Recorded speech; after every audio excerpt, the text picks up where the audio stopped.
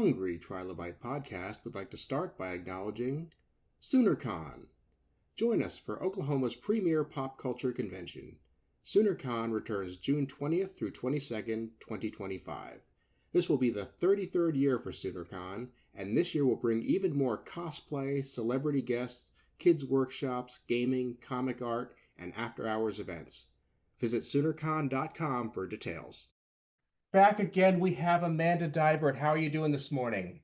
I'm doing well. How are you? I'm doing great. It's been a bit since you've been on, but I've always enjoyed listening to your insights. And you posted something not too long ago that I thought was just so thrilling. I had to throw it back into the pile here. And kind of fill me in here. Club has been started at your local school where you're teaching kids how to make comic books or encouraging them to make them. Yes, they're making them on their own. So it's I'm the PTA president at my daughter's elementary school, and it kind of came up organically. I'm really good friends with the school librarian, and we were talking about it. A lot of the kids last year started making comics on their own. My daughter and her best friend spent all year making a comic together. And then they made posters for it up at the library. The librarian put it in the library, and she's put some other kids' comics in the library that other kids can check out. And it's been really cute.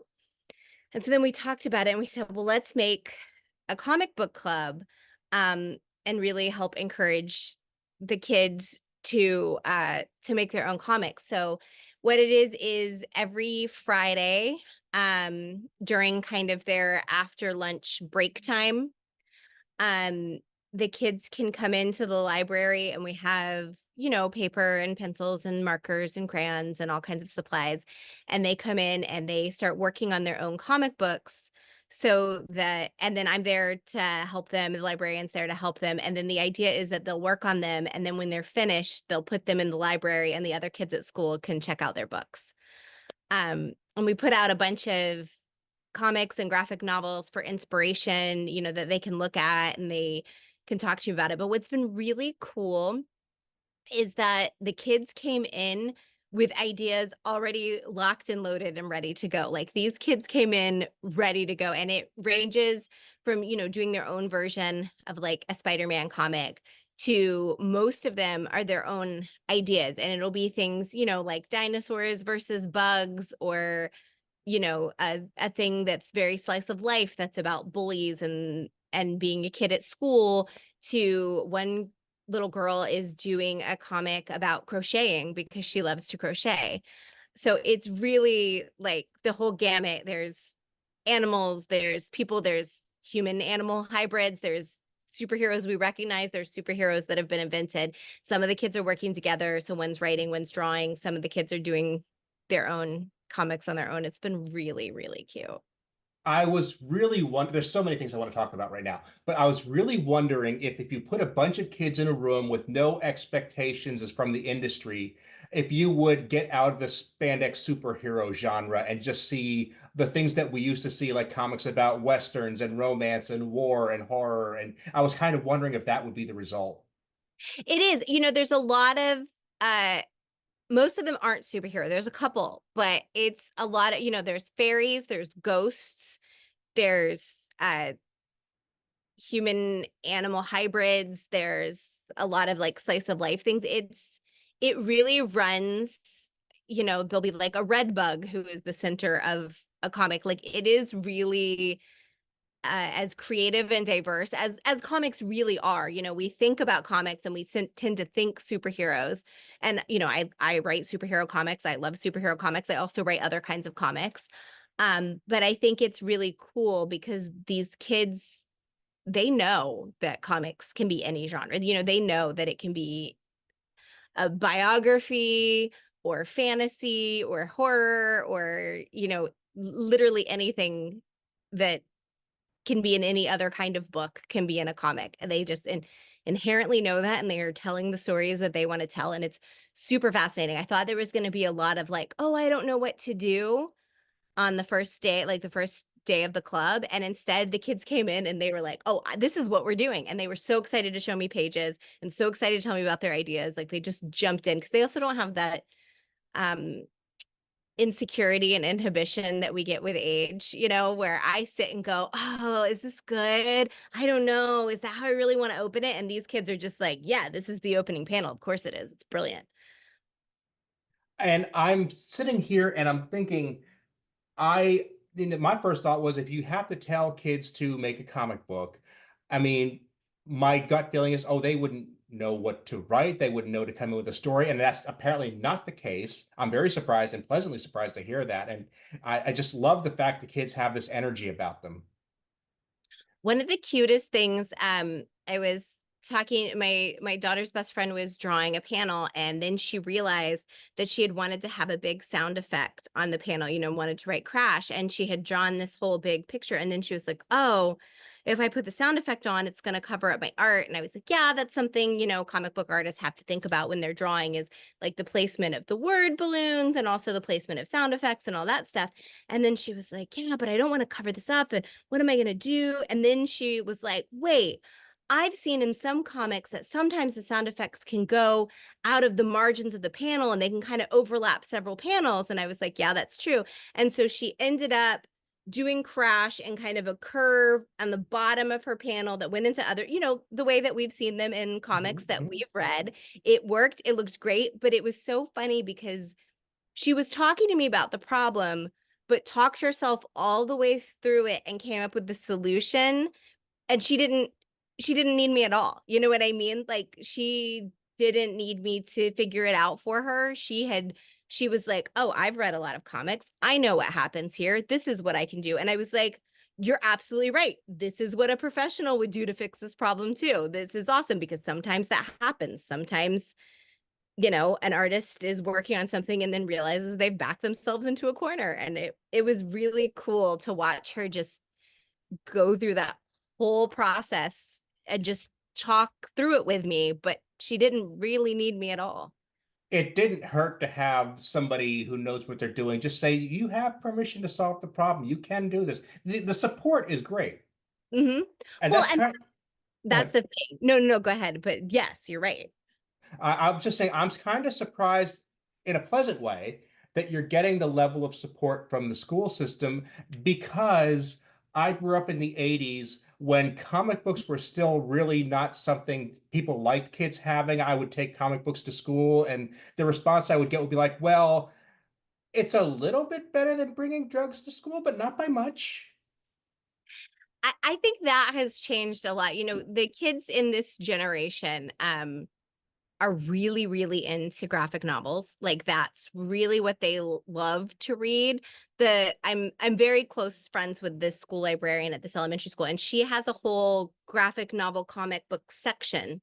Like, there's a whole corner in the back of the library that's just that, because it's the most heavily trafficked area in the library, because that's what the kids love to read. Like, if given their own, I mean, of course there's still beloved chapter books and there's still the things that we grew up with and the picture books that we left and all that, but if you just leave the kids when it's their day to go to library and check out a book, a ton of the kids check out, like, I would say probably 60% of any given class will go and grab comics of some form, and then the rest of it is, the whole gamut of things, books about their favorite sports player, or the Guinness Book of World Records and all the other fun stuff that kids love to read, chapter books. But it's definitely, I think, more supported now. I think it helps to, I mean, I'm very involved at the school, and so is my wife, who's a comic book illustrator. And we also live in an area where there's a lot of people that work in animation. And so it's kind of, the area that we live is very supportive of the arts in general. And, I had two Rocket and Groot graphic novels that were in the Scholastic Book Fair, which we just had at our school a couple weeks ago. And so the kids were able to buy those comics and then come to the register, and then I would sign them for them. So there's a lot of, like, the community at large realizing that this is a cool art form and also a legitimate job that people have. It's a thing that kids could actually do for a living if it's something that they love. And so I think getting that feedback too, that, they get so excited to show me their stuff and have me read it. And I think it's like this idea of like, oh, this is a real thing I could grow up and do because Amanda does it. And so I think that makes it kind of fun. And I mean, when I was that age, would make comic books out of notebook paper and Mhm. things like that. And I felt unusual at the time, and maybe I was in a number sense, but I don't think it's that unusual in the grand scheme of things. I think kids generally do this. I absolutely made my own little like picture books for my sisters. I had younger sisters. From the time I was as soon as I could write a word, I was doing that. I do think it's something that kids naturally do, and that if we encourage it, that they'll keep doing, because I think it's something that only stops when they start getting insecure because someone's told them not to do it, or that they're messing around too much. A lot of times I think drawing can get people think of it as like, oh, you're drawing during class, you're not paying attention, or you're, doing these things, you need to get serious. And then I think that's where it at some point stops with kids, and then they stop practicing it, and then they don't do it, and then their creativity gets squashed, and that gets. Yeah. Yeah, there's this weird arbitrary distinction between things that are good, things that are productive, things that will take you places, and things that won't.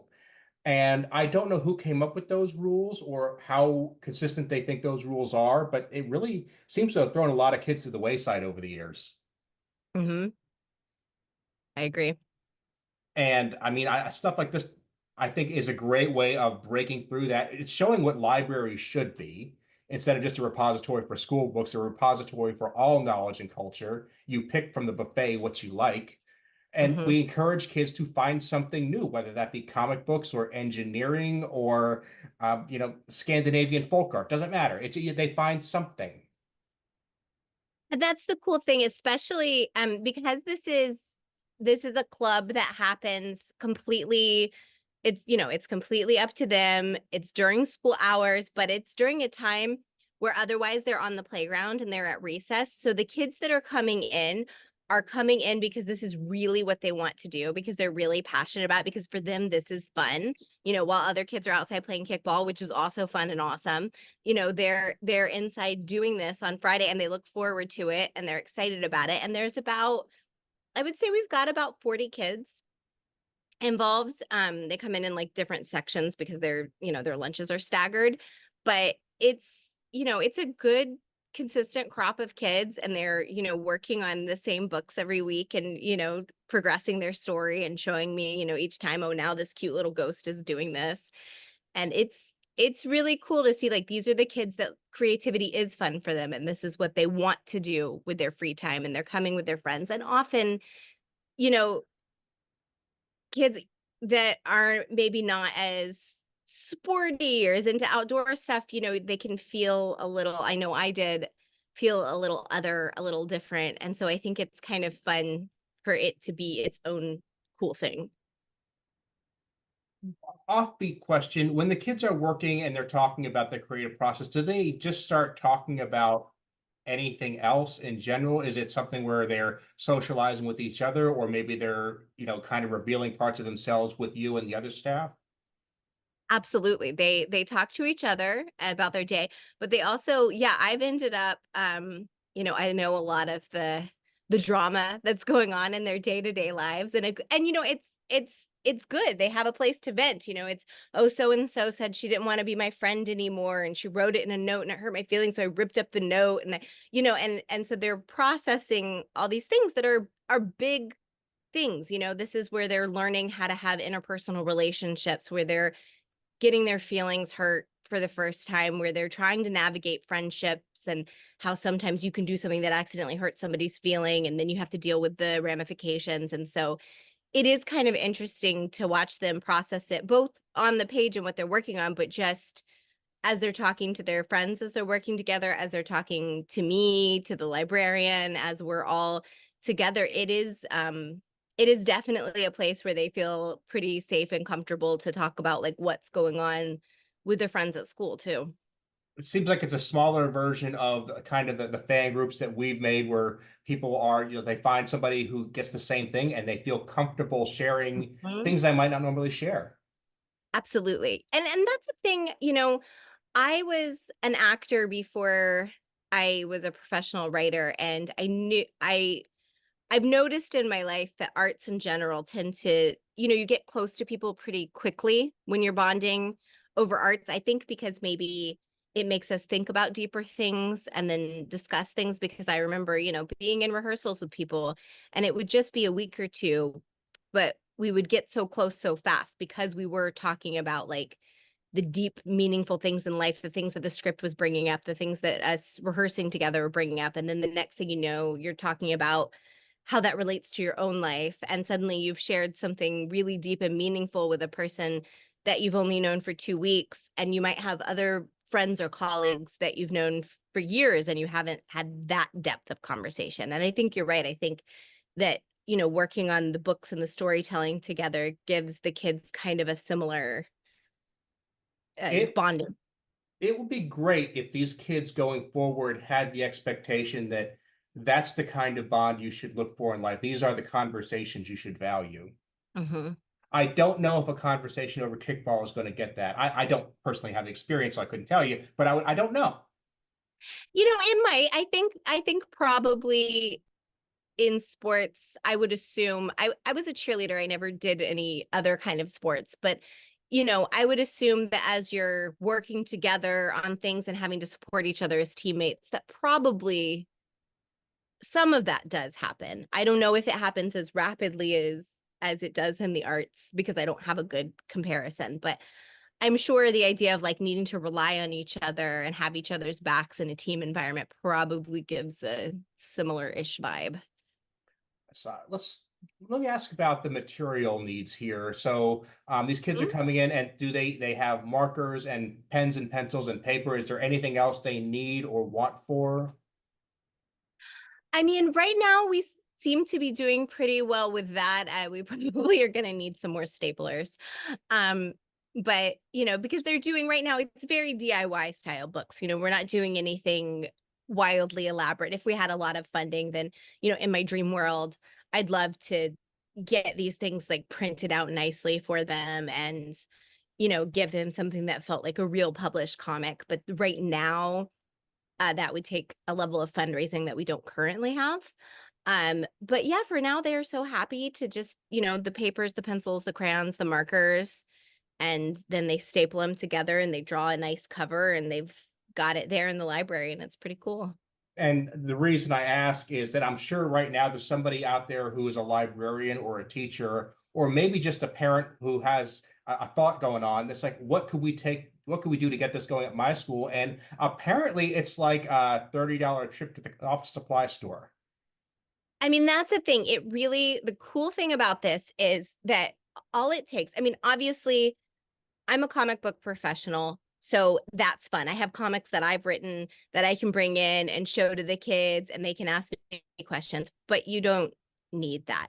Anybody could do this. It's really just getting the kids together, showing them comic books and how you tell stories in panels and, that dialogue has to fit in the panels with the art and how to space that out. And then it's just letting the kids run wild with their creativity with paper, pencils, and just something to color it with. Some of the kids don't even want to, like, some of the kids prefer it in black and white. And then yeah, some staples. It's And pretty low key investment. it's great to have somebody like you to guide them through it. And I almost wanted to say, but not everybody has that. And I'm like, but so many people want to be comic professionals. So many people have that talent, and so many people care a lot about the kids out there. I feel like the overlap between people who could help and people who are out there is pretty big.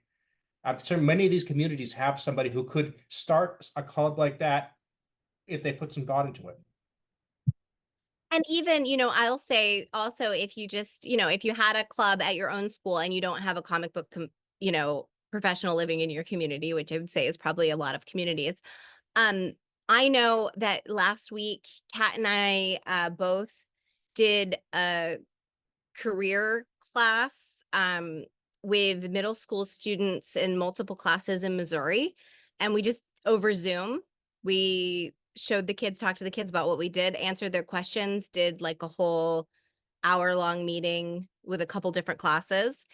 And so that's also something, if you started a club at your school and then the kids wanted to talk to somebody who makes comics for a living, you could probably reach out to some comic book professional and see if they would do a Zoom Q&A with the club, just like as a one-time special thing. Let the kids ask any questions that they might have, or show off their work, or have the person show, you know, what they work on or whatever. I mean, I know I do that kind of thing pretty often myself. And I would think, I mean, just brought it off the cuff here, if you were to get all those comics in some kind of digital form scanned in and create a bound volume, that might not be a bad fundraiser for the parents. Mm-hmm. I mean, to actually have something that your kid didn't go to school that day and they were told, hey, we're going to make a turkey by putting our hand on the paper. Like, no, they actually wanted to make this, was something they wanted to put together for weeks on end, and they're proud of the result. That's something you're going to keep on the shelf until that kid is graduating college. Yeah, it's so cute. Last year, in a smaller version of this, Kat and I met with one of the fourth grade classes, just the one class, and we talked to them about comics. And then we had all the kids, we were like, okay, we're all going to make little one-page comics together, but we're all going to choose the same hero and the same villain. And so the kids collectively, I asked them for different traits and for character names. And then they came up with, it was Bob versus Evil Bob. And we decided that Bob could be any gender, and also it could be like animal or human or whatever. Like, it didn't matter. They all did their own versions of Bob and Evil Bob, but they all did one-page comics with telling their own Bob versus Evil Bob story. And then Kat drew a cover for them, and we made copies of every single one of their comics and then put it together in one big book of Bob versus Evil Bob. And then that's in the library that kids can check out. So that was just like one class's collective creation that we compiled into one like big comic. Super, super cool. So when it comes to the future of this group, is this something that you have to renew at the end of each school year? Is there a kind of a direction that's planned for it, or is it still too early to tell that? I mean, I think we'll keep it going as long as there's interest. I know, you know, my daughter will be at the school this year and next year, and then she, you know, she's a fourth grader, so then she'll go on to the middle school. So I will probably matriculate out with her, but the librarian, I'm sure will keep it going. I would probably still come by and help out from time to time. You know, I don't think I would go away completely. And yeah, I think as long as the school is, as long as the kids are into it, I think we'll keep it going. Okay. Now, if making an actual organization wasn't an option, but you're a parent of somebody who sees a lot of potential in your kid, and you just want to encourage that no matter what, but you don't know jack squat about comic books. Mm-hmm. What would you tell them to do to give the kid the best support they can without a whole lot of knowledge on your part, if you're that parent? Well, if you know, if you don't want to get so involved as to suggest that the school or the PTA do a comic book club, which is fine, you don't have to.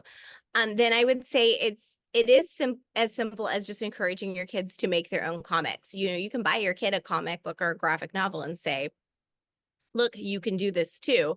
And then they can use a piece of paper and draw them and make it. I mean, that's the nice thing, is you don't have to be a professional to do, you know, what the kid that I was talking about earlier did, which is to look at things and say, oh, I can do it like this because they've done this thing here.